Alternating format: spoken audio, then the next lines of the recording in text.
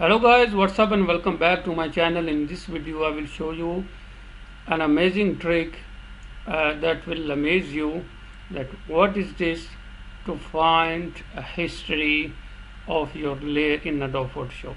Maybe you have never heard about that, because maybe you have seen history in your browser, your mobile phone history, your YouTube history, but today I will show you history in Photoshop.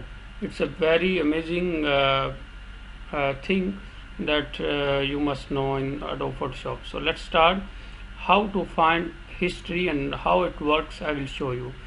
First of all, you have to go to your window option, and in Windows option, if you scroll down little bit, and you will see a history button. So if you click on that, one window will appear here, one tab, and how it works I will explain. As you will see here, a small cursor around that. With that we can move. As you can see, if I move a little up, and if I double click on that, and you will see what I have done before.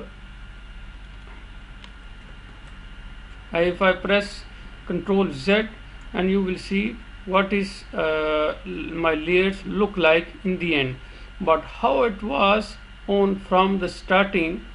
If you check here, if you scroll up a little bit, and you will, if you click on that, and you will see it was a blank file. Okay, I will click again, I will go again with the Ctrl Z. Now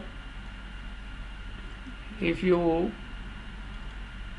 find C, if I click here, and it will show outglow, and then this one, then this one.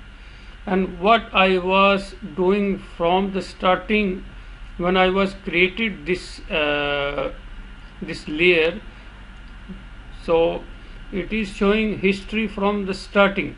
Sometime maybe you forget, or you have done something wrong, and you wanted to do to make undo, but you are not you are not able to do that. So what will do this one, it will give you a path to your history. So what you were doing from the starting, and it will give you all the history of your layer. So that's all for now. Thank you for watching, and don't forget to subscribe Dr. Mobo channel for more amazing videos.